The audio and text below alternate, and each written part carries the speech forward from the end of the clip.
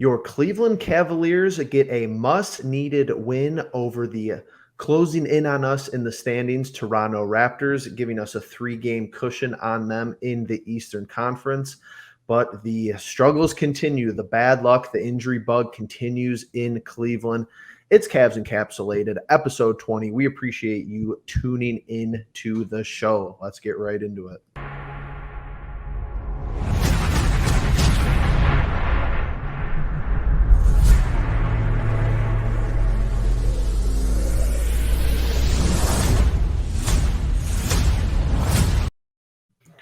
Boys, how are we doing today? I love watching that intro every time. That intro is getting old. We're going to need a new one for the playoffs. I love it. Yeah, that'd be a good idea. Maybe. We'll see. But the Cleveland Cavaliers, good win over Toronto.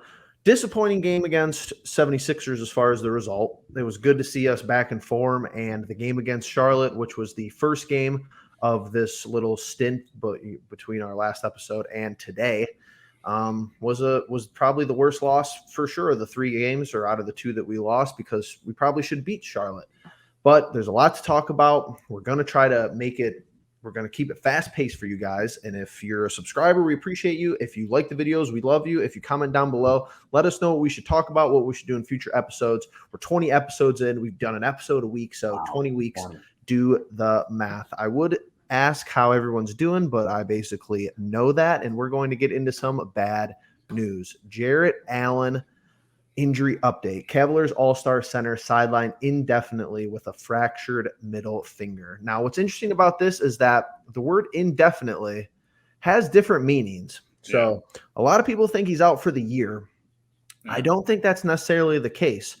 OG Anunoby was missing his 7th game with a fractured finger when we played Toronto. So I think that's pretty interesting to look at. He was still on their bench. He was still traveling with them. So definitely a big blow to the morale of the squad, to the interior post defense and everything like that, of course. But I just wanted to hear your guys' thoughts right out of the gate about that. Justin, how do you feel about that?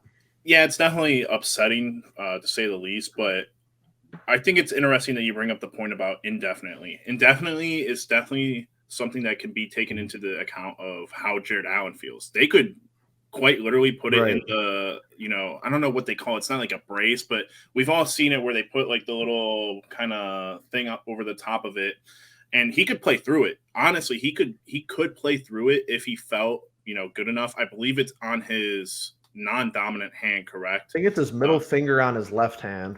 Yeah. So I think he's going to come back. Who knows if he comes back, barring a push for the 6th seed. I think that's all what we're going to be looking at for the next couple of weeks is, hey, how many games do we have ahead of the Raptors? Because, at this point, I think it's just you want to stay afloat and you want to stay at that 6th seed. So him being out is definitely going to be a blow, but I think we will see a few different, people hopefully rise to the occasion, like we've always talked about with injuries. It's always the conversation of, hey, a guy goes out, you got to bring guys in, and guys that are already there need to step up. So I think we already saw that with Mobley against the Raptors. I think he finally, had a huge game where we needed a win, and he needed to have a huge game, and we haven't seen that in a very long time, and I was glad to see it. And maybe that was in response to Jarrett Allen leaving the game. Yeah, 5 to 6 years ago, I feel like indefinitely did mean like a very long period of time. A lot of the times it did mean that, but that definition has kind of been differing and changing over the years. Lately, it kind of means maybe a couple of weeks. I mean, I think even Lauri Markkanen was kind of listed as indefinitely for a little while, and then I think for a couple of days we finally got his actual timetable. Yeah, it sucks. It does suck. I mean, what I did like is after the game when they did have the junkyard dog thing they have going now at the Cavalier necklace around Mobley. You can see Jarrett Allen in the background laughing, and you can tell he's having a good time. He's in good spirits. He's going to be big for the locker room. If he can't make a presence on the floor, we know what he means to the team. This is a chance, though, for Evan Mobley to secure Rookie of the Year, plain and simple. He now is the guy down low. He obviously had 20 points, 17 rebounds against the Raptors, knocked down a three-pointer for the first time in for who knows how long. It seems like he had knocked down one in literally half a season, it felt like. This is a chance for him to really dominate and to really make his presence known. This is a chance now where he can take more shots. He can up his shooting to 15 to 17 shots a game versus 10 to 12 and really start making more of an impact, because we know he makes an impact. Now imagine if he like actively is trying to seek out shots, actively trying to make that impact.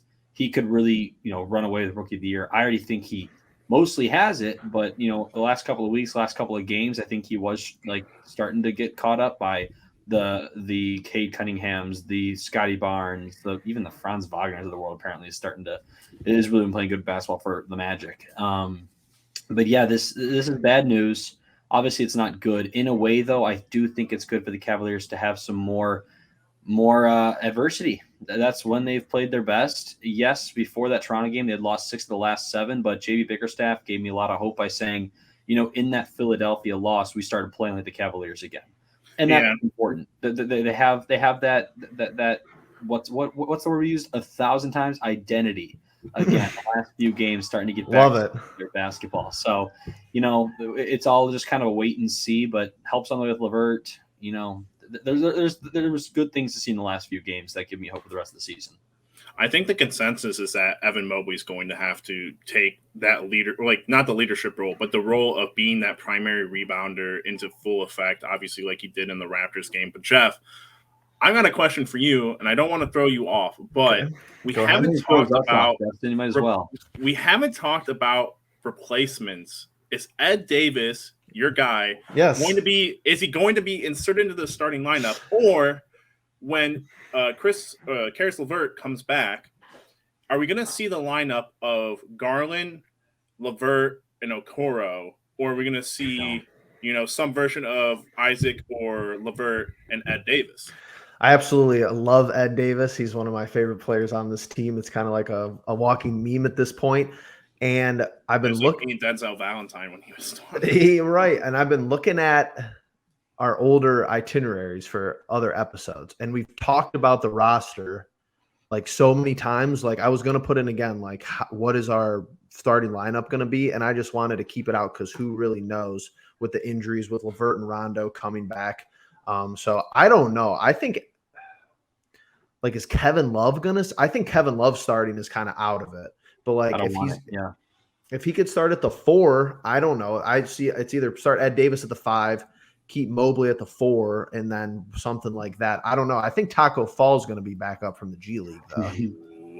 That's an interesting take. Ed the Enforcer, man. Why not? He seems he always gives good minutes. I mean, granted, there are very few minutes, few and far between. And if you gave him a lot more minutes, maybe he would, show a little bit different results. I think why not go a little more traditional now? I know we've been going untraditional, but I think when you don't have your personnel that can make your 3 big lineup work, why not then change it up? Because there's no point in having a worse 3 big lineup out there rather than have a stronger, more full starting 5. So I don't like LeVert and Okoro playing together. I mean, they might work together as they get more confidence, but together in the games that we saw LeVert play, some of the worst minutes LeVert was playing was when Okoro was out there. I think also having Markkanen out there with LeVert could do big things. I personally would start a lineup, and you can decide if you do LeVert or Okoro. I'd probably go Garland, LeVert, Osman, Markkanen, Mobley. If you don't want to if you want LeVert to come off the bench, you get a more scoring punch because you're taking Osman and put him in the starting lineup, then you start Okoro. And you go Garland, Okoro, Osman, Markkanen, Mobley. It already sounds like a much less intimidating starting lineup, but it might be a little bit quicker, might be a little bit more different, might give teams who have seen us already this season a different look. But to me, when you have Jarrett Allen out, you got to get a little more creative. You can't just go with the same recipe when you don't have the same ingredients. Does that make sense? 1,000%. Yeah, that makes sense. Small sample size, but this is what we could be in for coming up. And I know it's only 8 games, but we're 2-6 without him this year. So it's a little bit worrisome. Logan says we're going to be all right. So that makes me feel better. I do. I think we're going to be okay, but it's going to be interesting for maybe the first 2 or 3 games he's out. And another thing that was interesting, not to rant on the injuries, but LeVert was doubtful for Philadelphia, and then he was just out for Toronto. So I don't know if that's a rest thing, no, he was doubtful for Toronto, and then he was out. He's out tonight for the already. Pacers game. So that was kind of concerning to me. I don't know if it's a setback, whatever it might be, but maybe there's resting for Indiana because we're playing back-to-back on the weekend. That sample size for the Jarrett Allen record, wasn't that during the period of time where we also had like Mobley and Markkanen and the COVID. Yeah. So I mean that was part of the harder part of the season too. So hopefully, I mean we're going into the next we'll get into it later, but the next 4 games obviously against competition. So we'll definitely see how we fare against other teams that are playoff contenders. For sure. Before we get into the segment of the week, make sure you subscribe. Make sure you hit that like button. Make sure you keep on watching and sticking with us. We have a new segment. It's going to be fun, and I'm putting everybody on the spot. Let's go. Let it rip. Bring it on. Let's check it out. Pressure.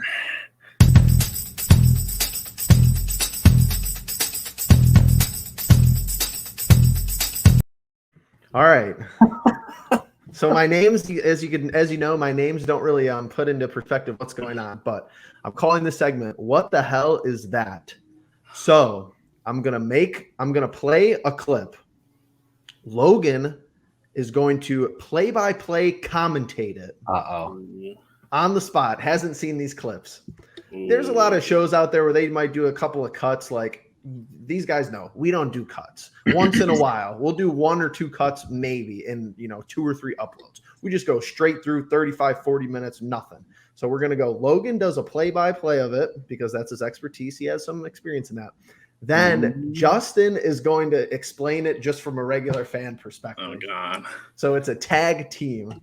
Is my mic gonna be muted when it plays the clip, or I have the audio off on the clips, so I think it doesn't mute the mic when there's not audio. We're gonna try a test run. If it fails, then we're gonna have a cut. You might be able to unmute. You might be able to unmute yourself while the clip is going if you're not already. I'll have my thing ready. But Logan's got to be dialed in because it's I tried to make them not 3 or 4 seconds. They're 10 to 15 seconds. But if he doesn't know what's going on, it might be tough. So we have 3 plays for this segment. Goodness. 3 plays.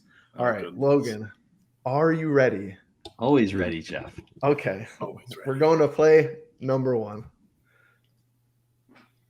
Here's Markkanen out high. Markkanen handoff left side. Garland. Garland defended by Harden. Drives inside. Lobs it up. Jarrett Allen at the rim. 2-hand jam. See, I knew that he was going to be ready. I knew he was going to be ready. That was amazing. Started him off with the easiest one. Now, Justin, you explain what we just saw just normally. So am I doing it over the clip or am I just reacting right now to it? I could replay the clip. Please, no, I don't want it over the clip. I was going to replay the clip.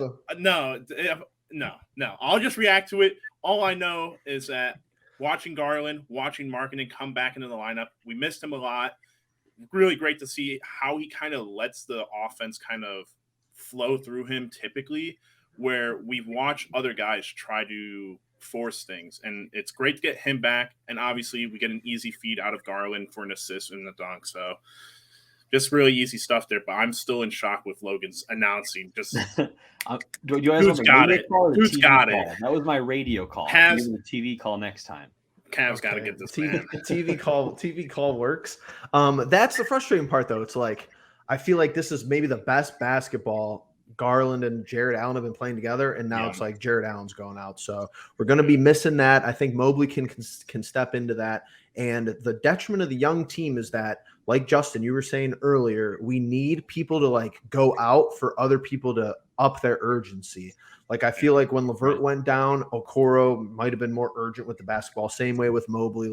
Older teams, more veteran presence, they know how to play together. They know how to get the most out of each other. But you see Jarrett Allen go down last night, and Evan Mobley absolutely cleans the boards for the rest of the game. Yep. But we're 1 play down. We're going on to play number 2. And Logan's going to like this one because I know he watched this play. I know he watched it live. I know it for a fact. So we're going to go to play number 2.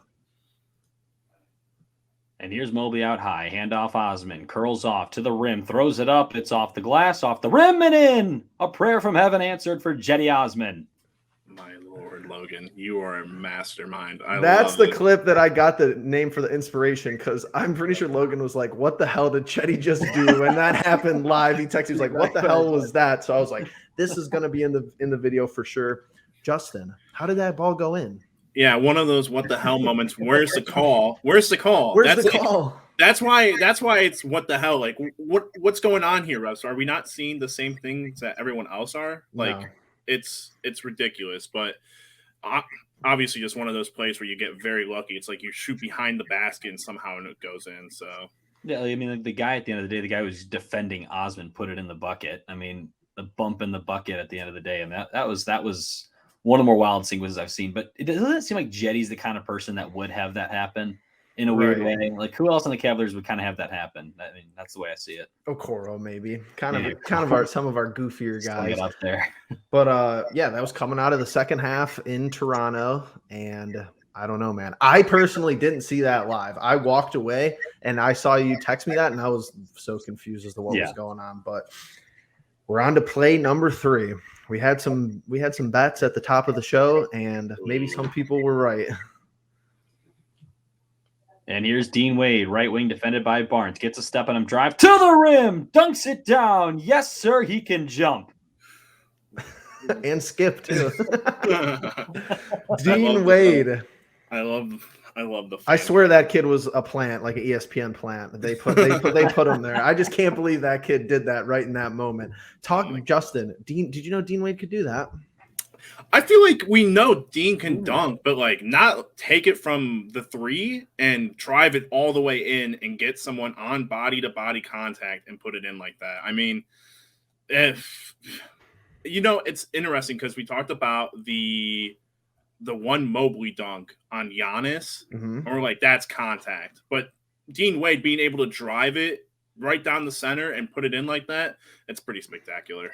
Yeah, it's one of the greatest things when you watch a player go up strong. When they're going to make their move to the rim, you better be like wanting to finish that move. Don't just go there without a plan. He had his mind made up, and he put a highlight out there.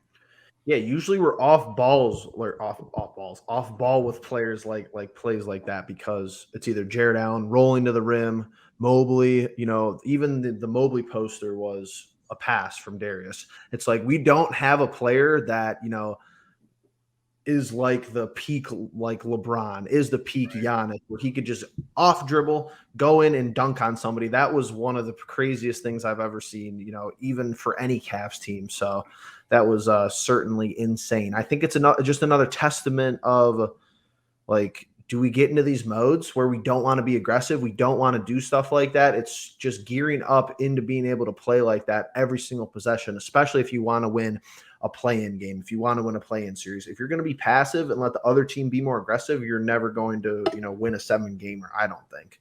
Yeah, I would have expected that maybe out of like Lamar Stevens, maybe. Right. Maybe Okoro is like the only other player that if he's going to do anything, it's going to be taking it to the rim aggressively and putting it down. But outside of that, Dean Wade's probably like at the bottom of the list of who I would have thought would be doing that kind of stuff. Definitely some interesting clips there. We shout out to Logan. That's a crazy good job. Justin breaking it down for everyone else. Yeah. Well, we put you on the spot though, so if I gave you the clips, pre-game beforehand, I bet you could. At that point, it's just scripting it though, right? So. Oh, right. You got to be organic. We know John Michael, always organic. Austin Carr, they do a great job. Honestly, I watch the Bally broadcast. No ESPN for me. Typical. Oh, really? Really?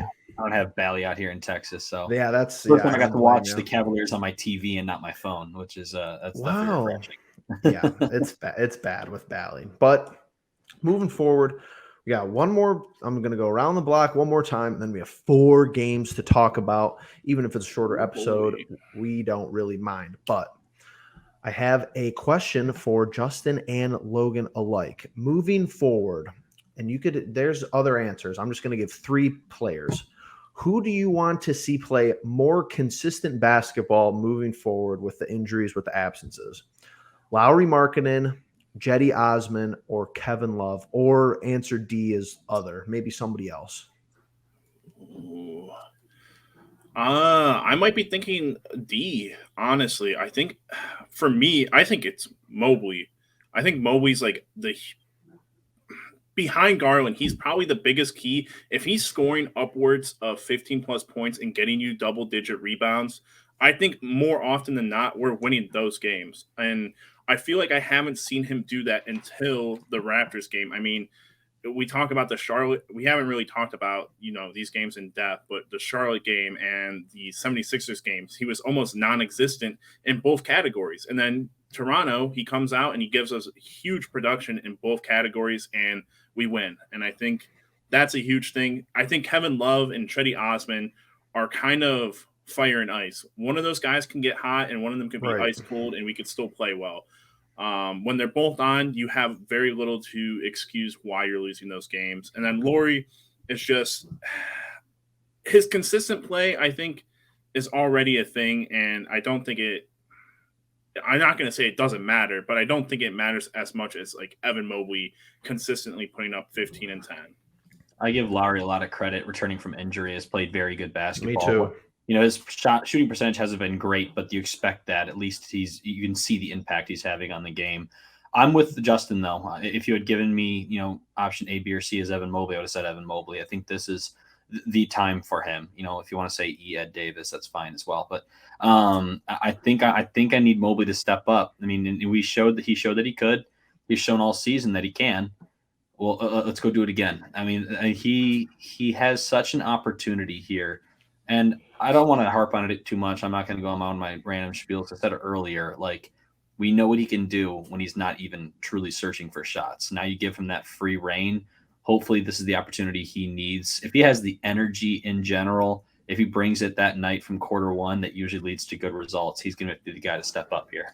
I think the big thing that we haven't really talked about with the Jarrett Allen injury is, when those three are in, Garland, Allen, and Mobley, it's typically Allen who is setting the screens at the top of the, top with Garland. And we all know that Allen doesn't have the range to be a pick and pop guy. Mobley could very well, if he wants to, he could very well turn into a double threat of, following the roll or just popping out for a 3 or 18-footer and being deadly with that and making teams really have to like stretch out and get other guys open like Markkanen or Ed Davis or whoever might be filling in at that point. Yeah, you'd almost think that the spacing gets a little bit better if it's just more minutes for Cedi and Love with Mobley in that sense that you're talking about. I think it'll be interesting to see if there are design plays like, hey, do we do a pick and pop for Mobley? Just see if he can get hot early, like get confidence underneath his legs, underneath his jumper to continue that throughout the rest of the game. Honestly, for me, it's really Cedi because of two things. He just shows me more often that he wants to go to the rim. We know Kevin Love doesn't go to the rim, and we know Lauri is similar to Dean Wade. It's like he has to be in that mode of slashing and being like a presence down low and attacking the rim. I feel like Cedi does a good job in transition, going at the rim. He does a good job in transition, being able to pull up on a dime, shoot a three. And if he could consistently make shots and create for himself, which is, I feel like something he's been working on, something he's been getting better at, being able to score off the dribble, I think that's going to be so huge for us moving forward. It's kind of, what we expect from LeVert. You're not asking for the 3-point range, 3-point shooting prowess that Cedi maybe gives you over Karras, but it's just one of those things where if we could get one other person to dribble and then score, it would just like make everyone's lives just so much easier. Yeah, I said this to Jeff before you got on, Justin, and I come back to that question real quick about who needs to step up. Caris LeVert could also be discussed there. Yep. I told Jeff before we got on, it's kind of like a re-debut in a way for him. He had such a small little glimpse into what he could be. We saw a couple of games where I was like, yeah, this guy could really be good. A couple of games where he looked uncomfortable. Now it's like he's coming in, and he doesn't really have to fit in as much per se, more like play his game. Because now that Allen's out, we're just gonna be looking for guys to produce, guys to give you production. So I think LeVert could definitely be in that conversation with Mobley of guys who need to step up in the absence of Allen. Yeah, there's a lot of moving pieces. JB's job infinitely difficult. It's so very hard, but that's enough for previous games. That's enough for future talking points, but we're going to go to predictions. 4 games here. Your boy is starting us off in last, 25-20. I am the basement cellar dweller. Justin is 27-18, and Logan is the first to 30 correctly predicted games, 30 and 15. We're at the Pacers tonight. You're going to watch Cavs Encapsulated. You're going to watch this far. You're going to thumbs up the video. You're going to comment that you loved Logan's play-by-play. You're going to say that Justin made a great point about the pick and pop, and then you're going to watch Cavs at Indiana. Right. I'm starting. This is a loss. Ooh, he's got to go radical. He's got to catch up somehow. It's a game on the road. I don't have numbers. I don't do a whole lot of digging into this before this happens. I feel like the first game we play on a road trip is rarely good, even if it's like a one game. So I'm nervous about 3 games on the road, 2 of which being back to back, and I'm nervous about this game. You're probably screaming at me, but Jeff, if we don't win this game, we might go winless in these next 4 games. Maybe you'll never know. You're gonna have to find out what I think about the other games after we go to who's up next. Logan. Okay. The Cavs are gonna rally and win tonight in Indiana. Yeah, I'm with Logan on that one. I think that's an easy one because the next 2 are. I don't know if it's easy. I'll be honest. I don't know if it's easy. I think Tyrese Halliburton's gonna murder us. Buddy Hield's gonna make us regret not trading for him. The idea that Sabonis isn't there makes me. What is the deal with Miles Turner? What's going on with him nowadays? You don't care. It's even playing. Play. I have no idea anymore. They don't have Tristan Thompson anymore, so that's a big boost for us to win tonight. Yes, I do feel though. One of the teams we play. I think the predictable thing is like, oh, this team just lost Jarrett Allen. They must be gutted. I think other teams I might be comfortable saying that, not this Cleveland team. I really think tonight is a game that they know in a way in their heart of hearts they have to win to keep pace right now in the Eastern Conference. Yeah. I think we're going to see a dub tonight in Indiana.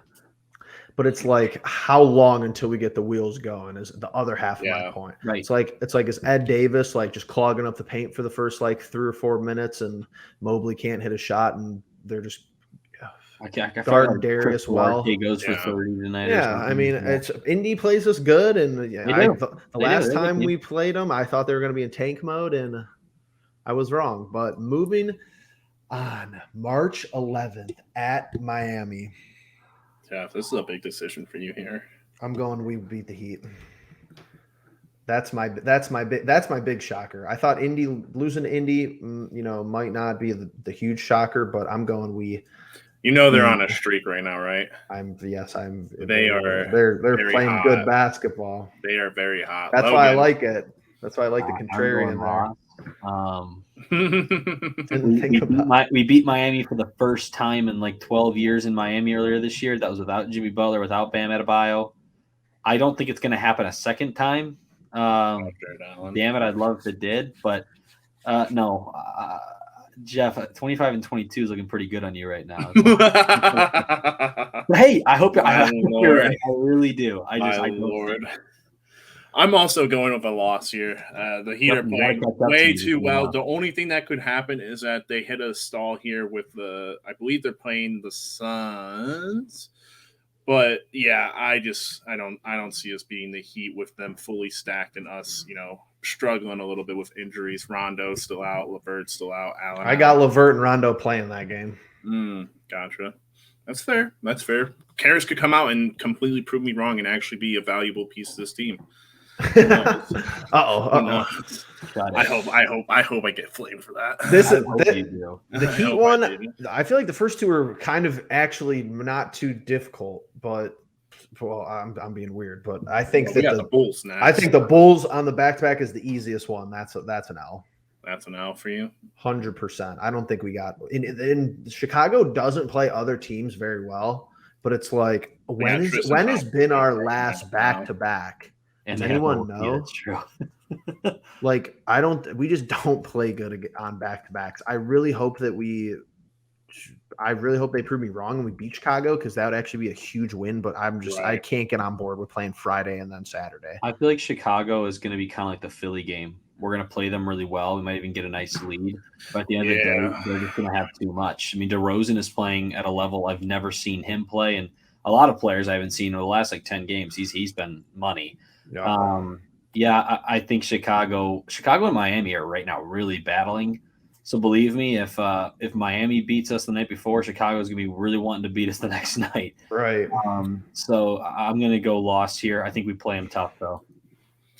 I have to catch Logan, so I'm going to go with a win here. Or fall back I'm gonna go with a win here. This is Hopefully, a good one. give someone, hopefully create a little bit of a controversy with the rankings here. But I'm gonna go with a win. I think it's still interesting. We'll be 2 games in with the removal of Jarrett Allen, and who knows if Jeff's right and we get Rondo and LeVert back, maybe that gives us enough firepower to maybe pull off a win against them at Chicago. But I need to catch up to Logan, so that's my primary reason for pulling this one there.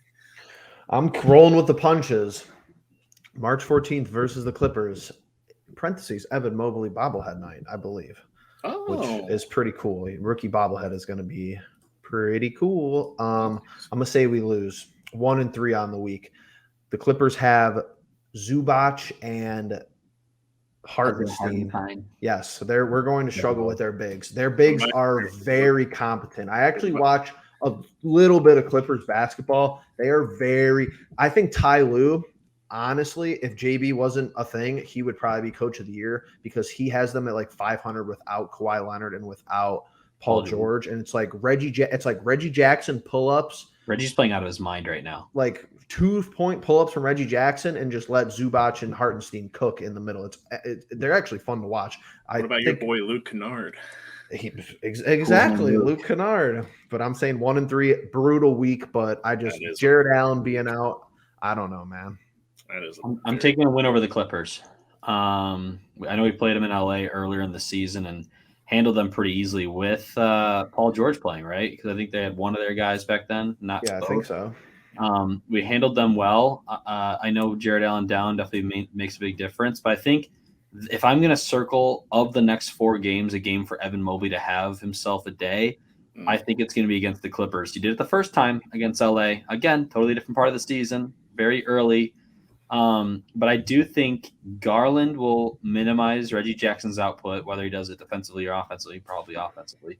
And when you do that, the rest of it can kind of fall into place. I think Marcus Morris, right? Or the Markieff now. It's Marcus. One of them, but he's playing decent as well. Playing decent. Yeah, likes playing the Cavaliers. That's one of my Cavalier killers, by the way. He's a little bit further down the list, but he's on the list.